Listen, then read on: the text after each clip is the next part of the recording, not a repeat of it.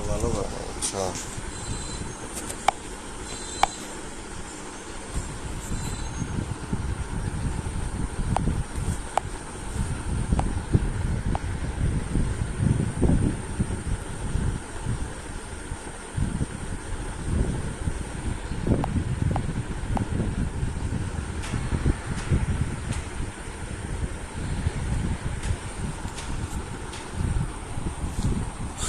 আচ্ছা, খাওয়া দাওয়া করবো, বুঝলাম বুঝলাম। এগুলো আমি খাদের পেছন লাভ নেই, বিক্রি ছাড়া। আজ পর্যন্ত তোমার কোনোদিন আমি যেটা কিছু কখনো শুনে না, ঠিক আছে।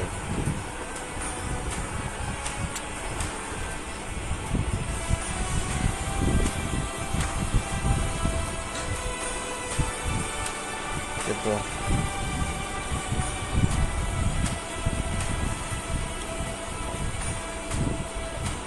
তো তোমার ভাই নাই, তাহলে কি, তাহলে হে নিয়ে যাবো না, ওই সাথে যাবো সবাই। কি তোর ভাই তোর কি তুই তো পড়াশোনাও করলি না, কাহিনী কি তোর রে?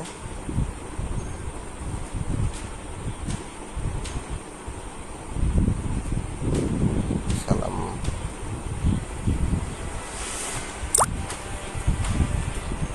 তাই তো সারা বাংলা বাংলাদেশ তুই।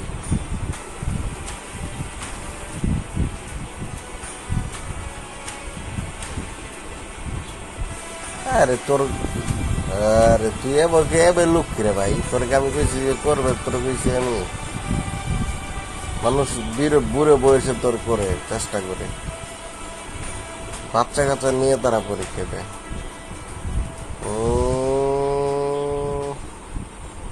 কাম হয়েছে, আচ্ছা ঠিক আছে। কি অবস্থা এটা, আর আনজা দেই খালি সবসময় নেগেটিভ। তুই কোনো মেয়ের জাত পড়েছে ভাই, সবসময় নেগেটিভ ভাবস, তুই পজিটিভলি ভাব। তোরা আমি কিছু বলছি?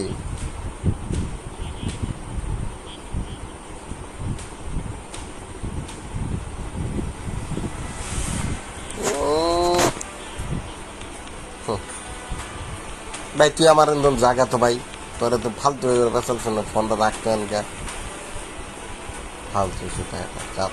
ওদের কিছুই করা যায় না, খাউট করে উঠে তেজ, তেজটাই আছে আর কি আছে ফালতু। তেজ ছাড়া আর এটা কিছুই নেই, তেজ দিয়ে সারা দিন খাইডের বাচ্চা।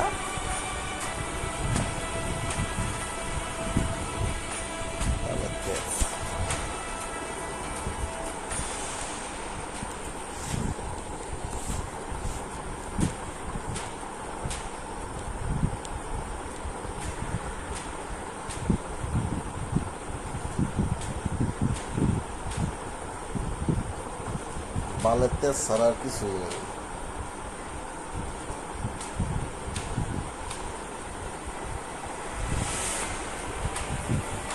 তোমার এই জিদ ছাড়া আর কিচ্ছু নাই বুঝছো, জিদেই ছাড়া আর কিছু নেই।